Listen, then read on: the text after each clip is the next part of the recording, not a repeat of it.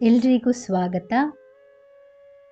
ನಮ್ಮಲ್ಲಿನ ಕೆಲವೊಂದು ಅಭ್ಯಾಸಗಳು ಅಥವಾ ನಾವು ಮಾಡುವ ಕೆಲವೊಂದು ತಪ್ಪುಗಳು ನಮಗೆ ಸಂಕಷ್ಟವನ್ನು ತರುತ್ತದೆ. ಹಣದ ಸಮಸ್ಯೆಗಳನ್ನು, ದಾರಿದ್ರ್ಯವನ್ನು ಎದುರಿಸುವಂತೆ ಮಾಡುತ್ತದೆ. ಇಂತಹ ಕೆಟ್ಟ ಅಭ್ಯಾಸಗಳಿಂದ ದೂರವಿರಬೇಕೆಂದು ಹೇಳಲಾಗಿದೆ. ಯಾವೆಲ್ಲ ಕೆಟ್ಟ ಅಭ್ಯಾಸಗಳಿಂದ ನಾವು ದೂರ ಇರಬೇಕು ಗೊತ್ತಾ? ಇವುಗಳನ್ನೇ ಕೆಟ್ಟ ಅಭ್ಯಾಸಗಳೆಂದು ಹೇಳುತ್ತಾರೆ.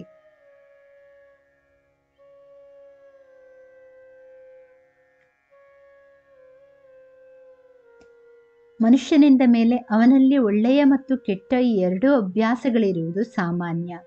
ಶಾಸ್ತ್ರದ ಪ್ರಕಾರ ಅದರಲ್ಲೂ ಕೆಲವು ಅಭ್ಯಾಸಗಳನ್ನು ತುಂಬ ಕೆಟ್ಟದಾಗಿ ಪರಿಗಣಿಸಲಾಗುತ್ತದೆ.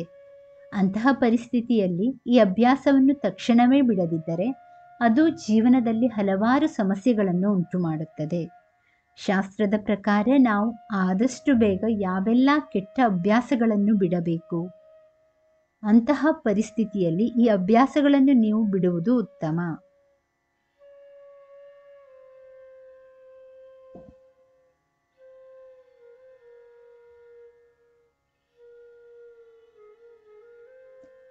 ಒಂದು, ಆದಷ್ಟು ಬೇಗ ಈ ಅಭ್ಯಾಸದಿಂದ ದೂರವಿರಿ. ಹೆಚ್ಚಿನ ಜನರಲ್ಲಿ ಮುಂಜಾನೆ ತಡವಾಗಿ ಏಳುವಂತಹ ಕೆಟ್ಟ ಅಭ್ಯಾಸವಿರುತ್ತದೆ. ತಡವಾಗಿ ಏಳುವುದು ಮಾತ್ರವಲ್ಲ, ತಡವಾಗಿ ಮಲಗುವ ಅಭ್ಯಾಸವನ್ನು ಕೂಡ ಮೈಗೂಡಿಸಿಕೊಂಡಿರುತ್ತಾರೆ. ಅಂತಹ ಸಂದರ್ಭದಲ್ಲಿ ಹಿಂದೂ ಧರ್ಮ ಗ್ರಂಥಗಳ ಪ್ರಕಾರ ಪ್ರತಿಯೊಬ್ಬ ವ್ಯಕ್ತಿಯು ಬ್ರಹ್ಮ ಮುಹೂರ್ತದ ಸಮಯದಲ್ಲಿ ಏಳಬೇಕೆಂದು ಉಲ್ಲೇಖಿಸಲಾಗಿದೆ. ನಾವು ಏಳುವುದಕ್ಕೆ ಬ್ರಹ್ಮ ಮುಹೂರ್ತವು ಅತ್ಯಂತ ಮಂಗಳಕರ ಸಮಯವಾಗಿದೆ.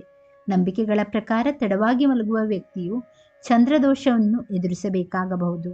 ಇದರಿಂದಾಗಿ ಮಾನಸಿಕ ಒತ್ತಡದ ಪರಿಸ್ಥಿತಿಯೂ ಉಂಟಾಗುತ್ತದೆ. ಅಂತಹ ಪರಿಸ್ಥಿತಿಯಲ್ಲಿ ಒಬ್ಬರ ಆರೋಗ್ಯ ಮತ್ತು ಮಾನಸಿಕ ಸ್ಥಿತಿಯನ್ನು ಆರೋಗ್ಯಕರವಾಗಿಡಲು ವ್ಯಕ್ತಿಯು ತಡವಾಗಿ ಮಲಗುವ ಮತ್ತು ತಡವಾಗಿ ಏಳುವ ಕೆಟ್ಟ ಅಭ್ಯಾಸವನ್ನು ತಕ್ಷಣವೇ ಬಿಡಬೇಕು. 2, ತಾಯಿ ಲಕ್ಷ್ಮಿ ಕೋಪಗೊಳ್ಳಬಹುದು. ಅನೇಕ ಮಹಿಳೆಯರಲ್ಲಿ ರಾತ್ರಿ ಊಟವಾದ ನಂತರ ಪಾತ್ರೆಗಳನ್ನು ತೊಳೆಯದೆ ತಿಂದ ಪಾತ್ರೆಗಳನ್ನು ಹಾಗೆ ಇಡುವ ಕೆಟ್ಟ ಅಭ್ಯಾಸವಿರುತ್ತದೆ. ಯಾವ ವ್ಯಕ್ತಿಯ ಮನೆಯಲ್ಲಿ ಈ ತಪ್ಪನ್ನು ಮಾಡುತ್ತಾರೋ ಅವರನ್ನು ತಾಯಿ ಲಕ್ಷ್ಮಿ ಎಂದಿಗೂ ಕ್ಷಮಿಸುವುದಿಲ್ಲ. ಇಂತಹ ಜನರ ಮೇಲೆ ಯಾವಾಗಲೂ ಆಕೆ ಕೋಪವನ್ನು ಹೊಂದಿರುತ್ತಾಳೆ.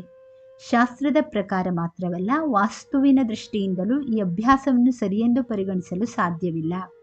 ಇಂತಹ ಕೆಟ್ಟ ಅಭ್ಯಾಸಗಳನ್ನು ಹೊಂದಿರುವ ಮನೆಯ ಸದಸ್ಯರು ಯಾವಾಗಲೂ ವಾಸ್ತು ದೋಷಗಳಂತಹ ಸಮಸ್ಯೆಗಳಿಗೆ ಗುರಿಯಾಗುತ್ತಾರೆ.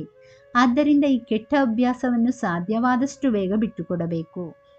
ಇಲ್ಲದಿದ್ದರೆ ಕುಟುಂಬದ ಪ್ರತಿಯೊಬ್ಬ ಸದಸ್ಯನು ಲಕ್ಷ್ಮೀದೇವಿಯ ಕೋಪದಿಂದ ಆರ್ಥಿಕ ಸಂಕಷ್ಟವನ್ನು ಎದುರಿಸಬೇಕಾಗುತ್ತದೆ. 3, ಕಷ್ಟಗಳು ಹೆಚ್ಚಾಗಬಹುದು. ಹಿಂದೂ ಧರ್ಮದಲ್ಲಿ ಲಕ್ಷ್ಮೀದೇವಿಯು ಶುಚಿತ್ವವನ್ನು ನೋಡಿಕೊಳ್ಳುವ ಸ್ಥಳದಲ್ಲಿ ಮಾತ್ರ ನೆಲೆಸುತ್ತಾಳೆ ಎಂದು ನಂಬಲಾಗಿದೆ. ಅಂತಹ ಪರಿಸ್ಥಿತಿಯಲ್ಲಿ ನಿಮ್ಮ ಮನೆ ಅಥವಾ ಬಾತ್ರೂಮ್ ಯಾವಾಗಲೂ ಕೊಳಕಿನಿಂದ ಕೂಡಿದ್ದರೆ ತಕ್ಷಣ ನಿಮ್ಮ ಈ ಅಭ್ಯಾಸವನ್ನು ಬದಲಿಸಿಕೊಳ್ಳಿ. ಇಲ್ಲದಿದ್ದರೆ ನೀವು ರಾಹು ಕೇತುಗಳಿಗೆ ಸಂಬಂಧಿಸಿದ ಸಮಸ್ಯೆಗಳನ್ನು ಎದುರಿಸಬೇಕಾಗಬಹುದು. ಯಾವಾಗಲೂ ನಿಮ್ಮ ಮನೆ ಮತ್ತು ಬಾತ್ರೂಮ್ ಅನ್ನು ಶುದ್ಧವಾಗಿಟ್ಟುಕೊಳ್ಳಲು ಪ್ರಯತ್ನಿಸಿ.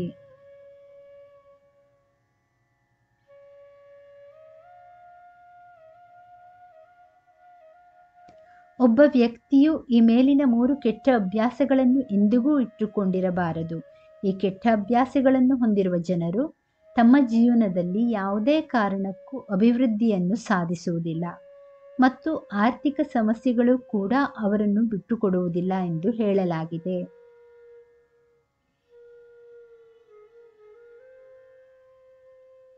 ವೀಕ್ಷಕರೇ, ಮಾಹಿತಿ ಇಷ್ಟವಾದಲ್ಲಿ ದಯವಿಟ್ಟು ವಿಡಿಯೋನ ಲೈಕ್ ಮಾಡಿ, ಚಾನಲನ್ನು ಸಬ್ಸ್ಕ್ರೈಬ್ ಮಾಡಿ.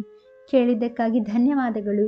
Thank you for watching. Please like, share, comment and subscribe to Ayushvani.